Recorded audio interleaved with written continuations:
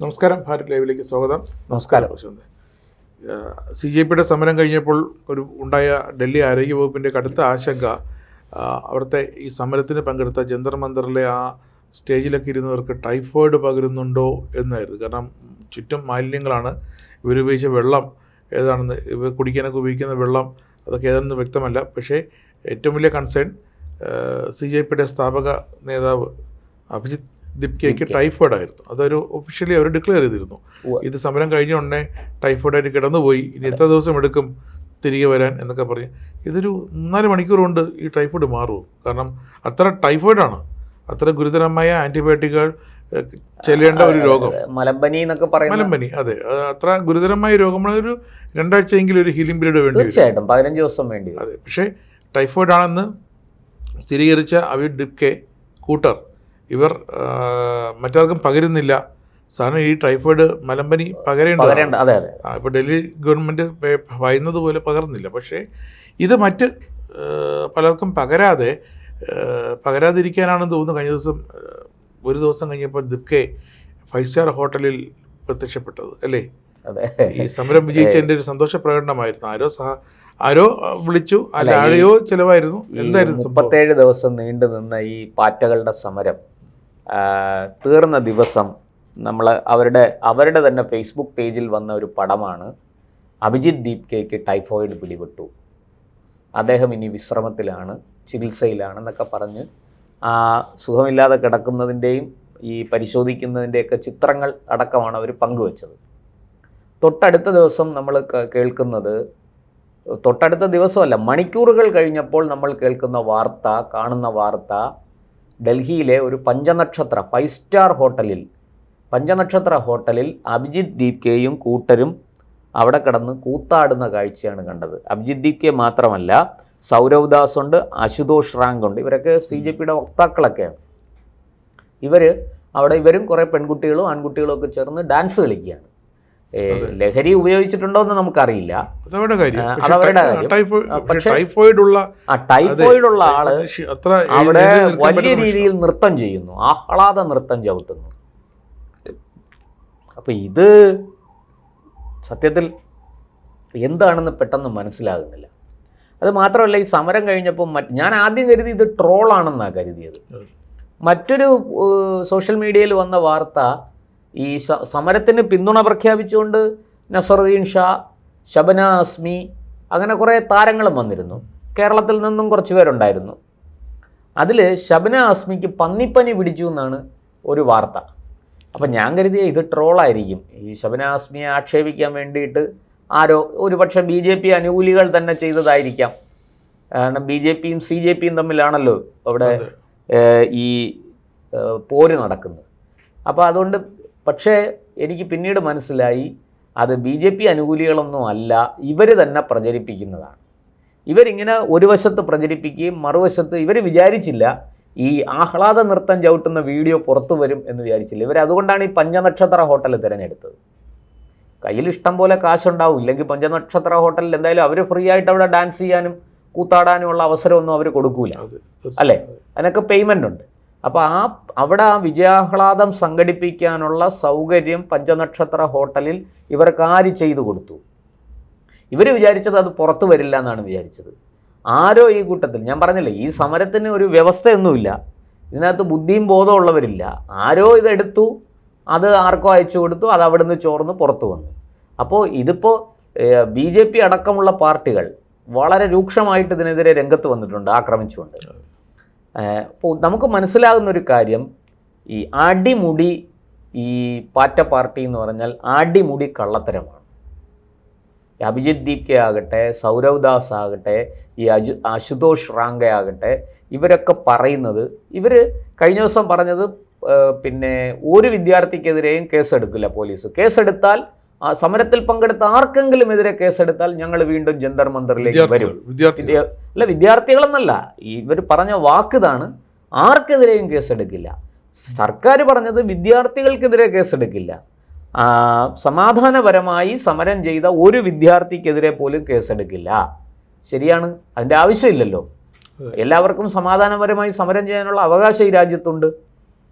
നേരെ മറിച്ച് അതിൻ്റെ അർത്ഥം സമാധാനപരമായി അല്ലാതെ സമരം ചെയ്ത, പോലീസിനെ ആക്രമിച്ച, പൊതുമുതൽ നശിപ്പിച്ച, പോലീസിനെ കുരുമുളക് സ്പ്രേ അടിച്ച, വനിതാ മാധ്യമ പ്രവർത്തകരെ ലൈംഗികമായി ആക്രമിച്ച എല്ലാ ക്രിമിനലുകൾക്കെതിരെയും കേസെടുക്കും എന്ന് തന്നെയാണ്. ഇപ്പം ഞാൻ ഇന്ന് സോഷ്യൽ മീഡിയയിൽ കണ്ട ഒരു കാര്യം, ഈ കേസെടുക്കില്ല എന്ന് കേന്ദ്ര സർക്കാർ, ധർമ്മേന്ദ്ര പ്രധാൻ വാർത്താ സമ്മേളനത്തിൽ പറയുന്നുണ്ട്. അതായത് സമരത്തിൽ പങ്കെടുത്ത, സമാധാനപരമായി സമരം ചെയ്ത വിദ്യാർത്ഥികൾക്കെതിരെ കേസെടുക്കില്ല. അതിനെതിരെ പോലും രൂക്ഷമായ വിമർശനമാണ് സോഷ്യൽ മീഡിയയിൽ ഉയരുന്നത്. ഒരു കാരണവശാലും, കാരണം ഇതൊരു അരാജക സമരമാണ്. ഈ സമരത്തിനെ ഒരു കാരണവശാലും പിന്തുണയ്ക്കരുത്. ഈ സമരത്തിനെ മുളയിലേ അടിച്ചൊതുക്കേണ്ടതായിരുന്നു. അത് BJP ചെയ്തില്ല, സർക്കാർ ചെയ്തില്ല എന്ന് ശക്തമായ പ്രതിഷേധ സ്വരം സോഷ്യൽ മീഡിയയിൽ ഉയരുന്നുണ്ട്. ഇത് കേന്ദ്ര സർക്കാർ പരിഗണിക്കേണ്ടതും ഗൗനിക്കേണ്ടതുമാണ്. സർക്കാരിന് തീരുമാനിക്കാം ഒരു സമരത്തെ എങ്ങനെ കൈകാര്യം ചെയ്യണം എന്നുള്ളത്, അവിടെ നിൽക്കട്ടെ. പക്ഷേ ഈ ഒരു ടൈഫോയിഡ് പിടിച്ച് ചികിത്സയിലാണ് എന്ന് അവർ തന്നെ പ്രചരിപ്പിച്ച, നമ്മളാരും അല്ല പറഞ്ഞത്, ഒരു മാധ്യമവും അത് റിപ്പോർട്ട് ചെയ്തതല്ല, അവരവരുടെ സോഷ്യൽ മീഡിയ ഹാൻഡിലുകളിലൂടെ അവർ പുറത്തുവിട്ട സാധനം അല്പം മണിക്കൂറുകൾ കഴിഞ്ഞപ്പോൾ, ഏതാനും മണിക്കൂറുകൾ കഴിഞ്ഞപ്പോൾ ഈ ടൈഫോയിഡ് പിടിച്ച് മലമ്പനി എന്ന് പറഞ്ഞ വിറയലൊക്കെ വരും.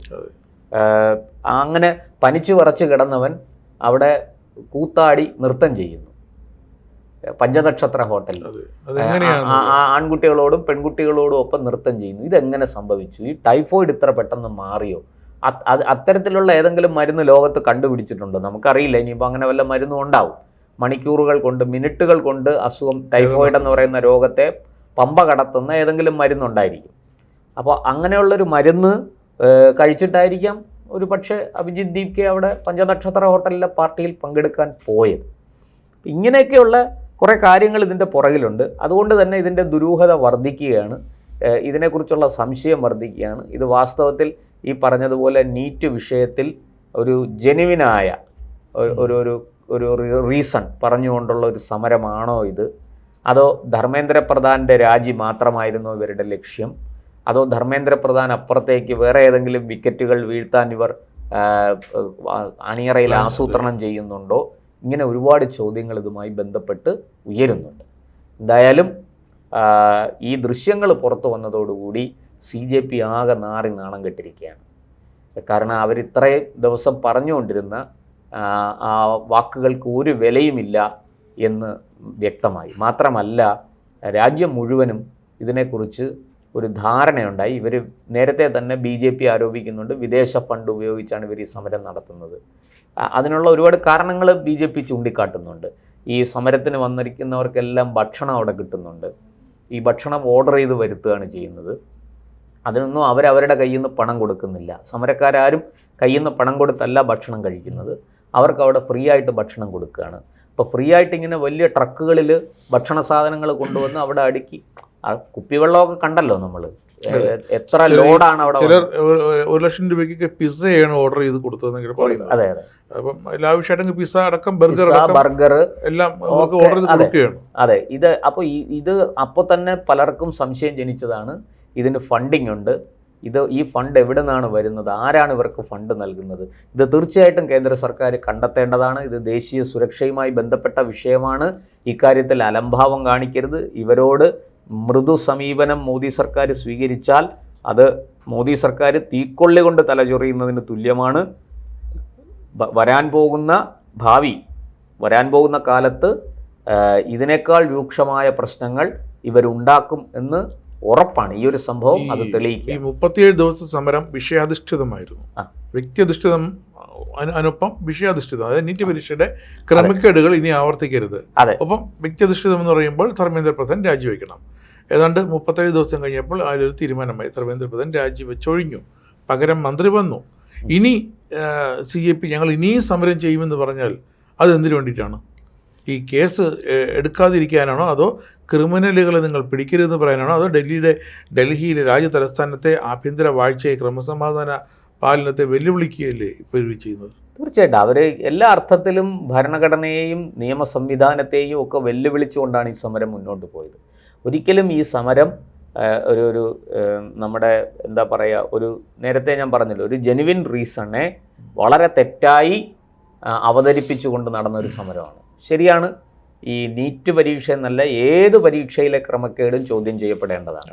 അതൊരു സംസ്ഥാനത്തെ ആകട്ടെ കേന്ദ്രത്തിൻ്റെ ആകട്ടെ, ഒരു സംശയമില്ല അക്കാര്യത്തിൽ.